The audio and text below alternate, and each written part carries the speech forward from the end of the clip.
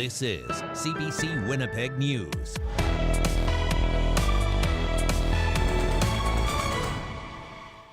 Good evening, thanks for joining us. A group of Winnipeggers pitched an idea of a new national urban park in the city today.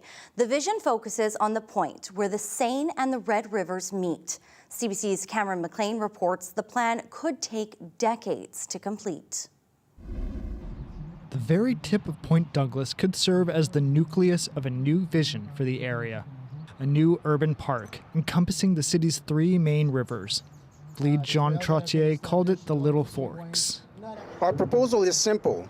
Now is the time to protect Winnipeg's rivers in perpetuity. The park would be anchored at the tip of Point Douglas and Whittier Park across the river. Future stages would see the park extended north, south, and west, covering 430 hectares of land and waterways, bigger than Vancouver's Stanley Park. Former Manitoba Premier Gary Doer was an early proponent of the idea. He says it faces similar challenges to the redevelopment of the Forks in the 1980s. When I meet my friends and they're having people in from outside of Winnipeg, where do they take them? They take them to the Forks. And the big Forks will become the big Forks with the little Forks. I'm confident of that. There are many hurdles that the project will have to overcome in order to become a reality. The proponents will have to acquire private property and rehabilitate formerly industrial land. There are also questions about how people living along the riverbank will be included in the plans. Near the site of the announcement, a sweat lodge has been set up for people in the neighborhood. Lee Sanderson, a trauma worker with the Winnipeg Regional Health Authority, wants to make sure it will be allowed to stay. Since the Thunderbird House has been down, I am not really aware of other sweat lodges in the area that are open for the population and we're trying to help. Dennis Daniels, Executive Director of the Manitoba Indigenous Cultural Education Centre, sees the park as an opportunity. We will be able to do better programming and promote the Indigenous culture. There is no timeline or budget for the project. Proponents say it could take decades and millions of dollars to complete. Cameron McLean, CBC News, Winnipeg. The Manitoba Teachers Society says violence is on the rise in the classroom. In an internal survey, it says 6 out of 10 teachers report either physical or verbal attacks in class. Society President Nathan Martindale says reports of issues range from kindergarten all the way to grade 12. He says it was a major topic of discussion at this past weekend's annual general meeting.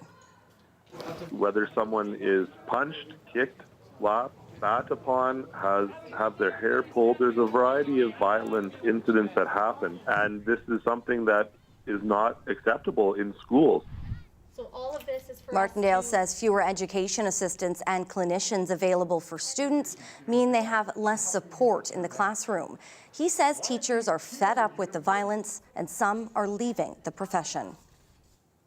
The City of Winnipeg is giving rave reviews about its wheelchair-accessible vehicle or WAVE taxi service. Launched as a pilot project in 2022, it allows people needing wheelchair-accessible taxis to book rides using an app. The app user uses a centralized dispatch to connect users to vehicles from local taxi companies. It's aimed to complement the Transit Plus bus service. People with mobility issues have raised concerns in the past about long wait times for accessible taxis.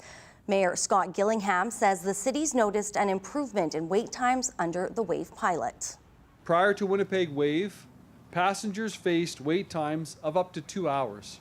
Now, 93% of the passengers are picked up early or within 20 minutes. We know that this reduction in wait times is a game changer for residents who depend upon these services. The city says its public service will recommend council make it a permanent service.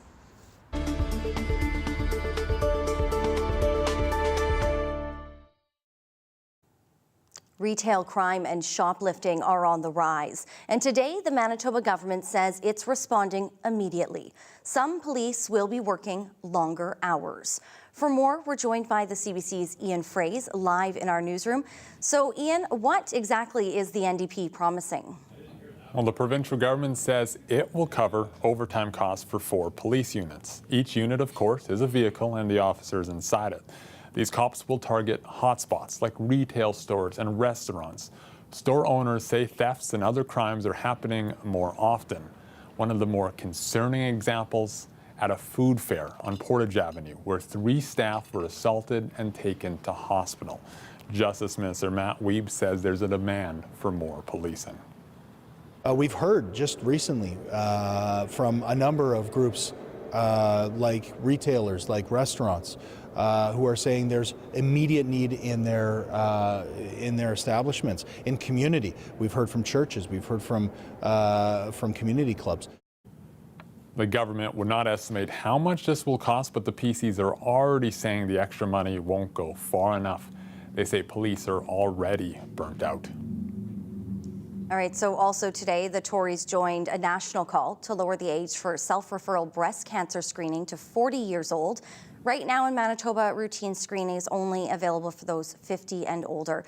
So, Ian, why are people pushing for this change now?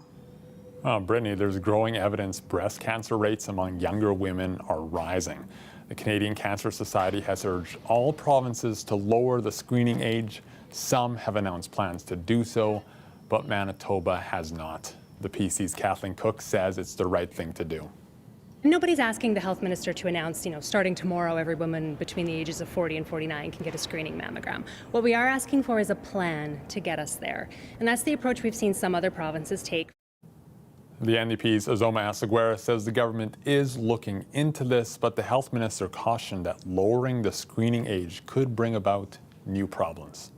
When you open up access to screening opportunities, you actually can create situations where older women, older folks who need access to these services aren't able to access that care in a timely manner.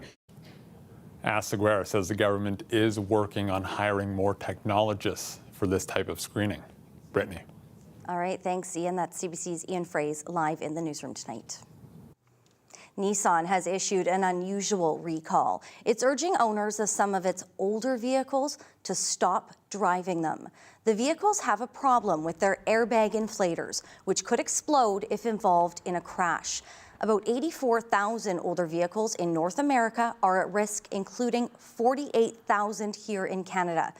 They date from about 2002 through 2006 and include Sentras, Pathfinders, and Infinities.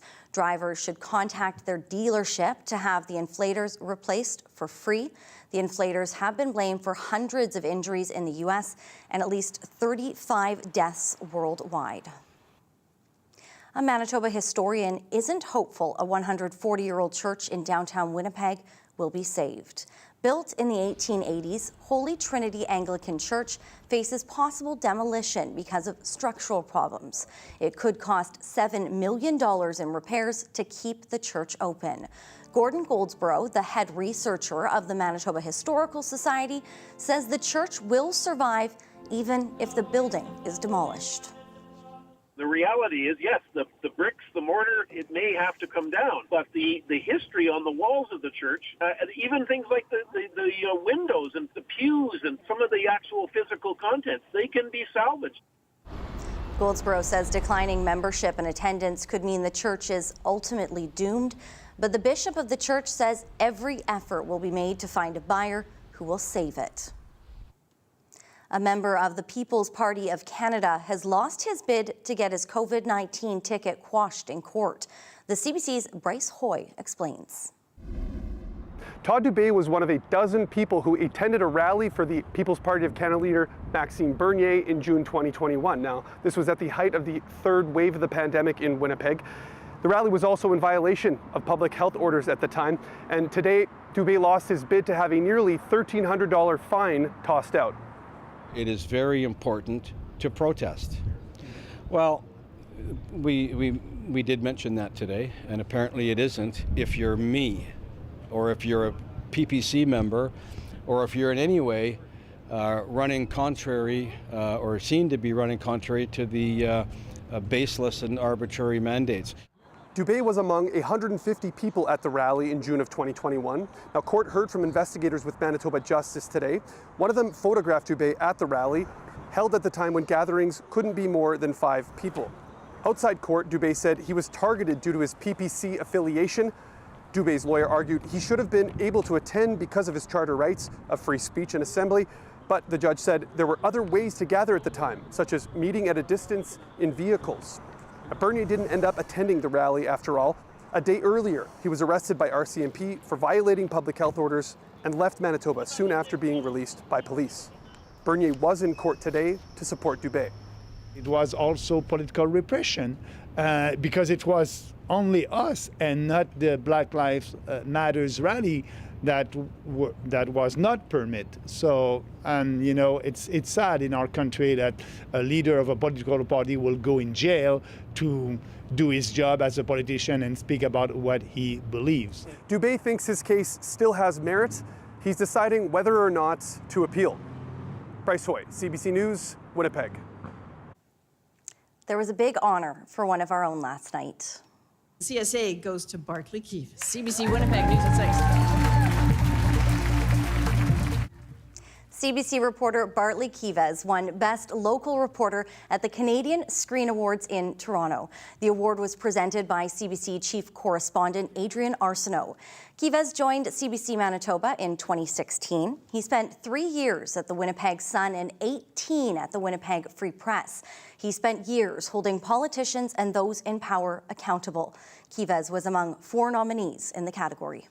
I'm an old Prince schmuck. I don't deserve this. Everybody else does. It's just, quite frankly, the only reward worth having is continued employment because the industry has been, well, devastated. So thanks to you guys for everything you do. Okay. Who thinks CBC Manitoba's Nightly News was also nominated for a Screen Award for Best Local Newscast. That award went to CBC Vancouver. You can watch the Canadian Screen Awards on May 31st on CBC and CBC Gem.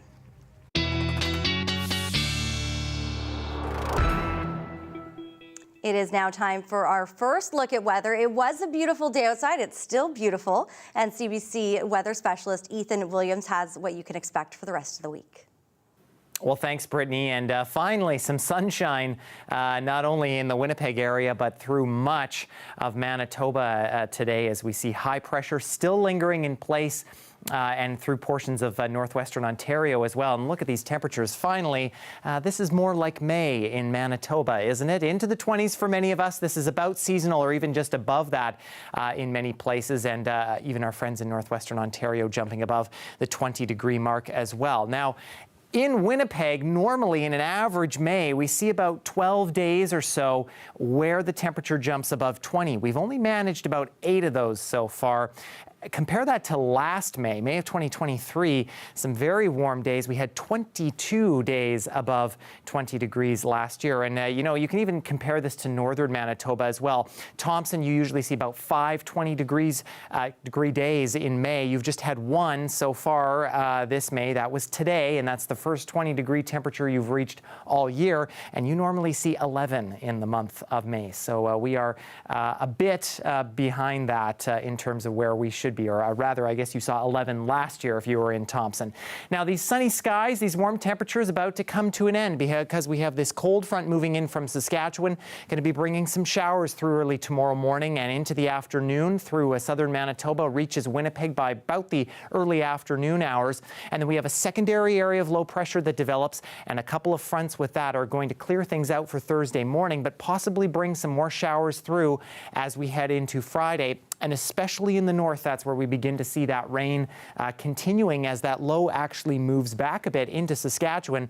And we could see another round of some showers come early Saturday morning. Now, in terms of where we're going to be tomorrow morning in Winnipeg, I think we'll be starting with a mix of sun and cloud. But keep in mind, things are going to be very windy throughout the day as these systems pass by. So winds already gusting to near 60 on the commute to work. Temperature nice and warm, though. We're at 17 degrees. We're not going to get much higher than that, though, is the only thing. And by the noon hour, full cloud cover. By this point, I think we do have a chance of some thunderstorms. It'll likely be raining at noon or shortly thereafter. Winds at this point near 70, so a very, very gusty and unsettled afternoon. And then by the time we hit 4 o'clock, we might see the skies clear a bit, but there is still a chance of showers. The thunderstorm risk, though, should be dropping off. Winds will also be diminishing down around 40, but still a little bit breezy. I'll tell you how much we can expect from these storms, Brittany, coming up a little bit later. All right, thanks so much, Ethan. Traveling to the U.S. with your dog may soon get more complicated. Starting August 1st, all dogs entering America must be microchipped, vaccinated for rabies, and be no younger than 6 months old. But some here in Manitoba worry these rules could put them out of business. Frida Cripan has been breeding champion hunting beagles for 50 years, and she joins me now. Hi, Frida. Hi, Brittany. So, Frida, because of your job, you're constantly crossing the border with those dogs in tow. What was your first reaction to these new regulations? I was horrified, and I was absolutely amazed that it could be so stupid. Expand a little bit on that. Why do you say that they're stupid new regulations? Well, the new regulation, first of all, the Centre for Disease Control have a list of countries that are at high risk for health and rabies. Canada is not on that list because we aren't a high-risk country. That's number one. But we are being lumped in with those countries because the new regulations apply to everyone. The regulations are totally unnecessary, in my opinion, because we don't have a high incidence of rabies. On top of that, I have yet to see them produce a single case of a dog from Canada infecting a person with rabies in the United States. It just doesn't happen. Tell me how these rules are going to impact your company in particular.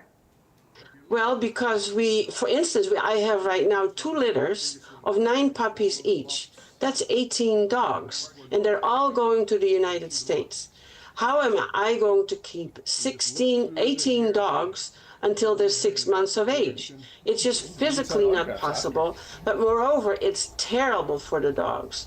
Dogs need to go to their new owners around 10 weeks of age. They make the transition really easy.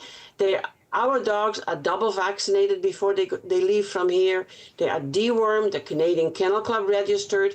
They have an individual tattoo number in their ear that shows on their registration papers. So I am not sure why this is necessary for breeders like us. What concerns you the most when it comes to how this is going to impact your business and your livelihood, really? We will not be breeding anymore. We have bred over 250 field champions with the Canadian and the American Kennel Clubs. It is a record unparalleled. There are 3 things in my life that are most important: my children, my grandchildren, and our dogs.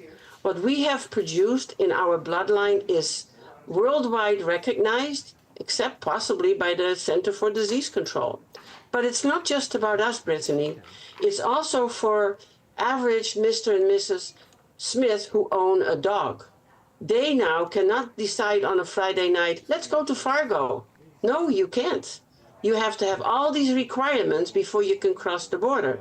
And if you don't, they'll turn you back. You talked about these puppies needing to get to their homes when they're ready at that 10 weeks of age. So how would this restriction impact the dogs that you breed at that young age, not being able to be in their homes at that 10 weeks? Well, we won't be breeding. We have 2 litters now. We have 2 more litters coming that are all going to be ready before August the 1st. But a week before this rule was announced, we bred 2 females. And those puppies are not going to be able to cross the border. So the U.S. just seems to be going a little bit further now. Is there anything that you'd like about these new rules? Is there anything good about them? The only thing I like is that, and we have the same problem in Canada, where there are a lot of dogs being brought in as rescues or from puppy mills in various other countries where the papers are falsified where you have street dogs being picked up and no one knows how old they are or what condition they are in, and they bring in the disease. So I do support that, but don't punish us or lump us in with countries like that. A lot of implications that are going to come from these new rules. Frida, thank you so much for joining us today. Thank you so much for having me on. Coming up, a new study has found feeding children peanut butter during infancy and early childhood could help reduce their risk of developing a peanut allergy. More on that after the break.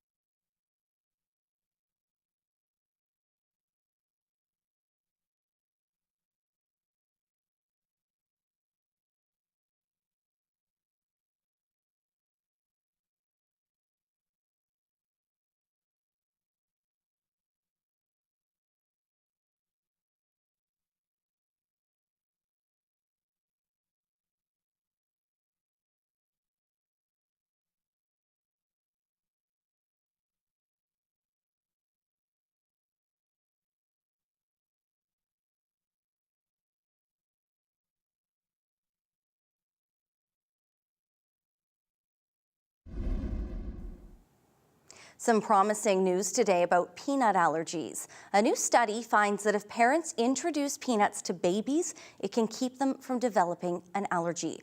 Kwabena Aduro reports. When Asher was 4 months old, his mother tried to feed him peanut butter. It was a very, very scary, serious incident that had happened. Within 30 seconds of being exposed, he had hives all over him, swollen lips, and respiratory distress. A call to 911 and a dose of epinephrine saved his life. I just wanted to run out in the middle of the street and just scream. I was so scared. Being 4 months old, he couldn't talk, and I knew that he was finding it hard to breathe at that time. But doctors say cases like his are the exception. And for most kids, introducing peanuts at an early age is the right approach. Frequent exposure to peanut early in life was really persistent and effective, and really saved many of these children who were at high risk of having peanut allergy from having that lifelong disease. A recent study by the National Institutes of Health in the U.S. found feeding peanut products to children regularly between infancy and the age of 5 helped reduce peanut allergies in adults by 71%. I can't say that the rule of early introduction will work for 100%, but it works for the majority of children. Advocacy group Allergies Quebec lists 9 foods, including eggs and dairy, that make up 90% of food allergies for school-age children. It wants to see more education for staff in schools. Instead of banning a couple foods, we need them to start by training all the staff and giving them some tools to learn about how to prevent reaction and how to manage food allergies. Pediatricians say it starts at home, and the best approach is to introduce peanuts in small doses, known as oral immunotherapy. That's what Finnemore is giving Asher now. And she urges parents to do research, have medicine close by, and keep a close watch for at least an hour after introducing the food. Kubino Duro, CBC News, Montreal. Israeli ground forces are pushing deeper into Rafah in southern Gaza. The operation is continuing despite a ruling from the International Court of Justice and growing international pressure. The Israeli government says fighting in the territory will likely continue until the end of the year. This is a statue of Hall of Famer Josh Gibson. He played 14 seasons in the Negro Leagues when black players were excluded from Major League Baseball. Now, the MLB says that it's correcting a long-time oversight. We apologize for that technical error there. Stocks of Atlantic cod in the southern Gulf of the St. Lawrence are in serious trouble. A new assessment from Fisheries and Oceans Canada in reinforcing a report from 5 years ago.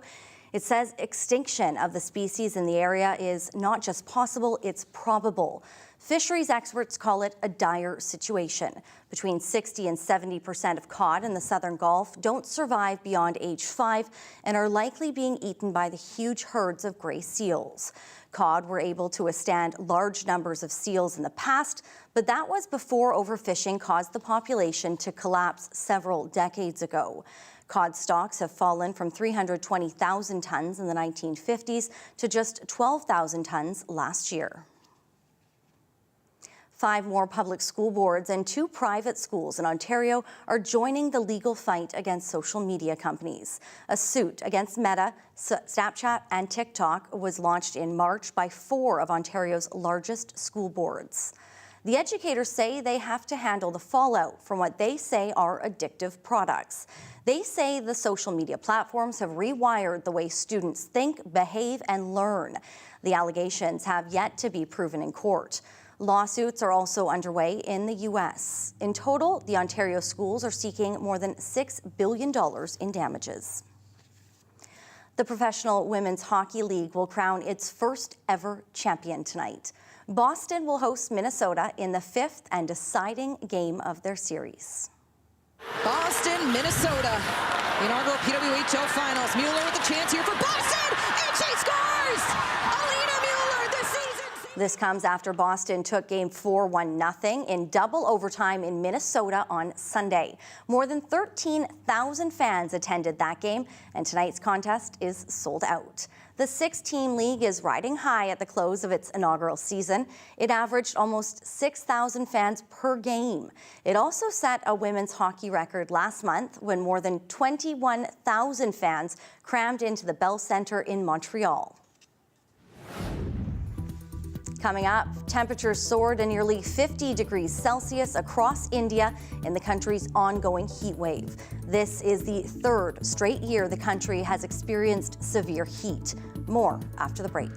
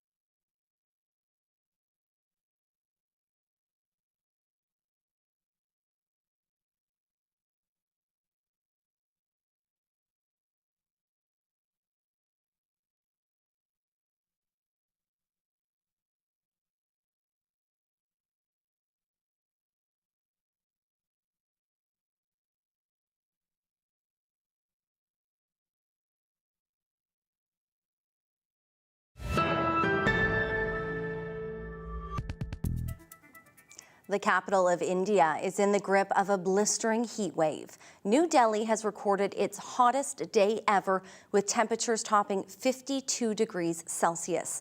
The country is no stranger to hot weather, but this summer is shaping up to be a scorcher, even by local standards. Ishan Garg tells us what it's like on the ground and how people are coping. The hottest part of the day has now passed, and we've had a brief spell of rain. Despite that, the heat here is excruciating. If you're out on the streets, you sweat non-stop. Buying some cold lemonade from one of these stands is one way to try to cool down, but there's only so much it can do when the peak temperature in the city hits 52 degrees Celsius. Northern India has been in the grip of an intense heat wave for several days now.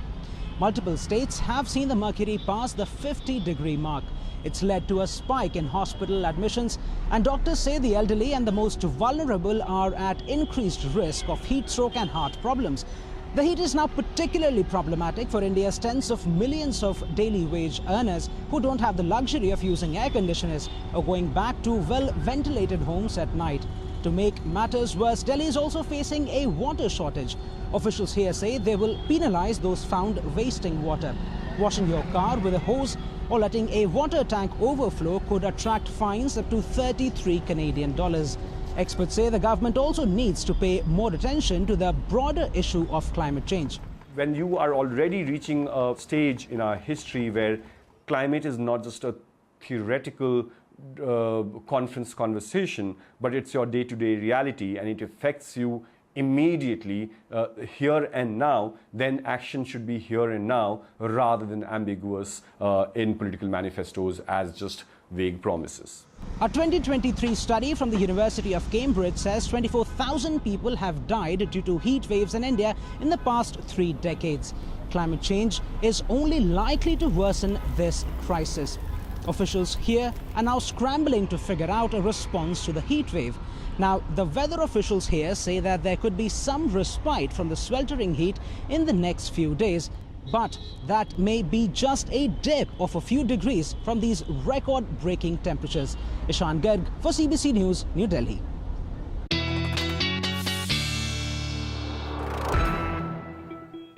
Meantime, here in Winnipeg, we did have some beautiful weather today. The sun is still shining. Let's take a look at what's coming up with Ethan Williams, CBC weather specialist. Ethan? Well, Brittany, we've been seeing winds pick up a little bit today through especially southern Manitoba, gusts 40 to 50. But as I was mentioning a little bit earlier, things are really going to start picking up here as we get into tomorrow. In a couple areas, a low pressure start to move through. Gusts near 60 already overnight tonight in the Red River Valley. And it's really through the Winnipeg area and through the Inner Lake tomorrow where we could see those gusts maybe 60 to 70 at times. But those quickly die off as we get through the later afternoon hours tomorrow into the early evening, but it's the north where we start seeing those gusts pick up then later tomorrow night near 70 along the Hudson Bay coast. So, and then as we get into Friday morning, still a little bit gusty at times. There is also the risk of some thunderstorms tomorrow with that system moving through, bringing those winds. For the most part, it looks like we're just in the minor risk or a level 1 out of 4 risk, but even still, that means that we could see a couple of rogue supercells producing some gusts upwards of 70 kilometers an hour at times, and maybe some small hail, pea to quarter size. And as you can see, the risk encompasses a lot of the province, and it actually extends in to part of northwestern Ontario as well. Precipitation is really going to be dependent on where the storms pop up, so it's going to kind of be hit and miss here. I think if we do see those heavier amounts, they're going to be in western sections of the province through the northwest, and there could be some amounts in the 20 to 40 millimeter range locally in places like Flin Flon and the Paw. But for overnight tonight in southern Manitoba, we'll still be looking at cloudy conditions with the possibility of some showers and thunderstorms already in western sections. That cloud cover going to be increasing from west to east with temperatures quite warm, still in the mid to upper teens overnight. And then in the north, that's where we're seeing above seasonal conditions for your overnight lows, kind of in the 10 to 15 degree range. Getting into tomorrow, though, a little bit unsettled. We're already still quite warm by the morning hours, but but you see that rain beginning to move into western sections, Flin Flon, the Paw, maybe a couple of lightning strikes in there. Quite nice, though, to the east. Gillam looking for 22 degrees by the noon hour and may even get into the upper 20s along parts of the Hudson Bay coast. But as you can see, a much different story on the western side of the province. There's those showers beginning in Westman and through the Parkland region early tomorrow morning. Those reach Winnipeg and southeastern Manitoba by the time we hit the noon hour. Those should be mostly gone again by 4 o'clock, but temperatures not really getting much above 20 degrees, although off to the west we should begin to see some clearing by the later afternoon hours. A full look at your 7-day forecast, Brittany, is coming up. All right, thanks, Ethan. Diversity, empowerment, resilience, celebrating your unique identity. The Pride Parade is just days away, but for many in the 2S LGBTQ+ community, it comes after decades of fear and anxiety. More on that straight ahead. Stay with us.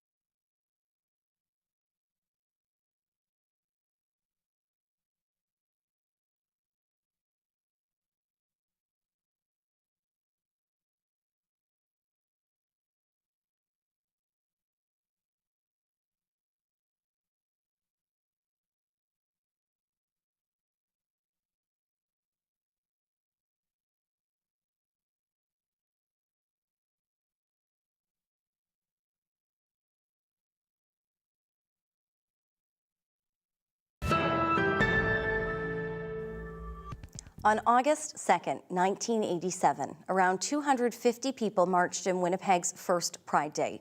It was brave, and for many, it was their first step out of the closet.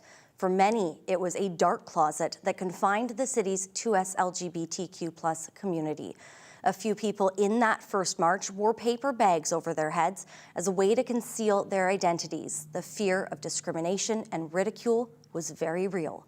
Winnipeg has come a long way, but there's still work to be done. Earlier today, I spoke with one of the first people to march in that early parade. And Albert was one of those people that marched in 1987. Albert, tell me a little bit about that first Pride Parade. Take me back to 1987. Well, after the legislation was amended in Manitoba Legislative, it was either going to be a protest if sexual orientation was not included in that amendment in human rights, or a celebration. And because it did happen in our legislative, that it became a celebration. So we gathered at Vimy Ridge Park, not far from here, about 260 people, and we marched down Broadway to the Memorial Boulevard, and that's where we had a celebration, a small celebration, and just enjoyed the reality that we now had a protection. And so that was really the beginning of the first Pride March in Winnipeg. There was an earlier one, but this is kind of the one that was more community-led and community-engaged. At that first parade, there was about 260 people, but there were people that still really feared about being out and actually wore paper bags. Talk to me about that real fear back then. Well, in those days, it was very rare for someone to disclose that they were gay or lesbian or trans. And, in those days, there was a lot of stigma and fear. And it was also the beginning of the AIDS era as well. So that stigma was interlaced at the time. So people could lose their job. They could be alienated from their families. So some people in the parade chose to remain anonymous by wearing paper bags on their head as a way to protect their identities. But for the majority, they were out and marched proudly in that march. Albert, take me back to yourself as a child. You grew up in the PA, and it was not a 2S LGBTQ friendly place at that time. No, it was a very colonial place in the PA in the 50s, 60s, and 70s, and people were not sort of informed about human rights, particularly around gays and lesbians. And so growing up, I was very isolated, alienated, and alone. And so, but thankfully, in my Cree culture, there was an understanding of inclusion, that there were people who were two-spirit, gay or lesbian or trans historically before colonization. And my family realized I was one of them as a feminine little boy growing up in the north. And I managed to come through that, and I ended up in Vancouver just at the height of the HIV pandemic in the world. And that's been my trajectory ever since. You have a nickname that you've been given, I hear. Can you talk to me a little bit about that nickname and how you got it? Well, I function not just as a sort of male-identified person, as a male elder, but also as a kukum or grandmother. And I have 2 adopted granddaughters, and they call me Granny Albert. And I have a godson who calls me Granddad. So that really is about, two spirits. Definitely. Talk to me a little bit about being able to see how much Pride has grown, the changes, the inclusion, back from that 1987 first Pride to what we're seeing these years with tens of thousands of people. Well, it's been phenomenal. In the early days when we marched, it was usually on a Sunday afternoon. No one was out there for years, except like a construction worker high up, and they would wave to us. They were really the only people who saw us. And then, just last year, there was people all the way from the Ledge, down Portage, up to the Forks. Families, elders, families with children, dogs, people on the streets. So it was very much a recognition of community, that, queer people belong to family, belong to community, and it was really demonstrated. You could see it for the next generation, that they feel they are represented, and it is safe and okay to be out, We've come a long way, but there's still work to be done. Where do you see things going in the next few years? Well, I think there's a pushback around, particularly transgender. You see some of the legislation in provincial areas. And that's, I think, what Indigenous people bring to the discussion, is that we were here before colonization. We knew what gay and lesbian and transgender people were, and we included them. And so this whole issue about that people have to be heterosexual or binary is a construct of colonization, and that we really need to look to Indigenous communities and see how they survive for thousands of years, about including everybody of the family. What would you say to young Métis Albert years ago now? Well, I was fortunate because I had my grandmother as my mentor, and she was born in 1897. She never spoke English. She was an artist, and she wouldn't compromise her identity. And I think I followed her direction, is that you don't need to compromise who you are. And she didn't, and neither did I. And some life lessons for those children and teens and youth that are out there today. Albert, thank you so much. Thanks a lot. CBC Manitoba is a proud sponsor of Pride Winnipeg 2024. You can catch our team at the festival on June 1st from 12 to 4, so please do stop by and say hello. And of course, you can find us walking in the parade on Sunday. Head to cbc.ca/Manitoba/community for more information. A local tailor shop is stepping up the suit game for grad season this year. It's helping teens think more outside the box when it comes to formal attire and making sure they not only look their best, but feel it too. CBC's Jim Agapito visits Aldo's Formal Wear in Winnipeg to hear what it's been like this season. This one's actually called our jacquard fabric, right? The fabric is embossed, right? So it kind of gives it that nice, distinguished kind of look. We see a lot of different students every year wanting to look the best for their special moment. I first ask the student if they want to make a statement, or if they just want to blend in or wear something a little bit more settled, see what their purpose is, and whatever it is, we'll make it happen. The great thing about this is that you can wear it open or buttoned up. When someone asks for a suit, I'm like, very good decision, because it's a custom fit. It's going to look better. It's going to fit you really good, right? And the other thing is, I feel that when they're investing in a suit, it's not for a one-time thing. You can always, it has a multi-purpose reason to get a suit done. It's quite popular is green, sage green or olive green. Show them different fabrics, different ideas, and kind of show them different samples of what we could do here. Something a little bit more fun, unique, and something that you don't see every day. Because of social media, they see all the superstars, the celebrities, the athletes on Instagram perhaps, and they kind of want to look that way, right?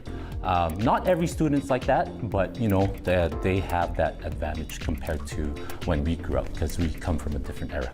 Nowadays, I see a lot of grads going brighter, more bright blues, reds, kind of like a statement piece. Because, it's their grad, they want to stand out more. It's their last day in high school, they want to make a statement. Women usually like to wear high-waisted stuff, so I kind of designed this according to the best way I like it on me is like a crop jacket and a high-waisted pant. But whatever they like and more fitted is what I would prefer for a women client. We want to make sure, when we take measurements or style it, that it's comfortable to them, even if they change sizes. Very nice. When the student, when he tries it on for the first time, when the garment is done, and when you see a smile on his face, or when his mother is all happy and crying sometimes, it really hits hard that we're doing a great job here, and nothing beats that. It's amazing.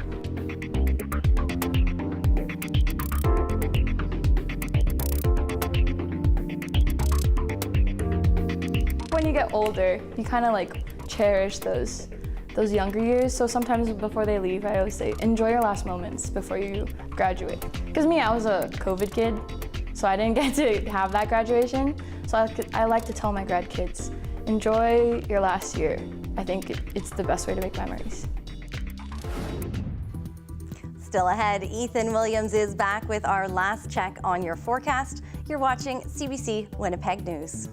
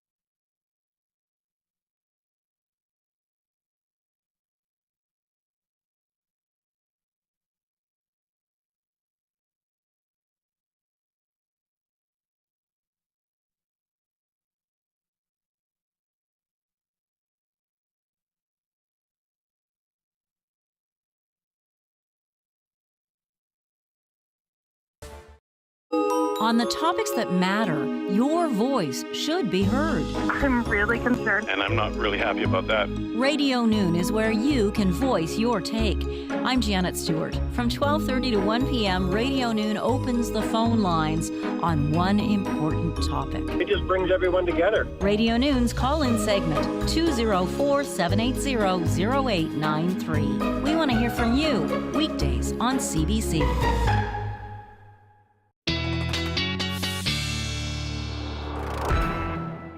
Well, if you were hoping to take the dog out for a walk tomorrow, be careful. We have some showers, some thunderstorms possible, and some pretty gusty winds. Maybe a good day to just curl up on the couch here like Waffle. I think he has the best idea here for the activity of the day. How's this for consistency? Our entire 7-day forecast, the overnight lows, the daytime highs, not really budging all that much, and in fact staying pretty close to normal for this time of year, especially those daytime highs, but unsettled these next couple of days before we finally see a little bit of clearing later Friday and into Saturday, back into the possibility of some storms for Sunday, and then ping-ponging between some sunshine and possible storms, Brittany. So that unsettled pattern likely continuing as we get into the beginning of June. All right, thanks, Ethan. We'll be keeping an eye on that tomorrow for you as well. Well, we all have those little things that really annoy us, the things that get on your nerves, the pet peeves people do that you simply can't stand. Earlier today, Information Radio asked Manitobans to share theirs. Have a listen.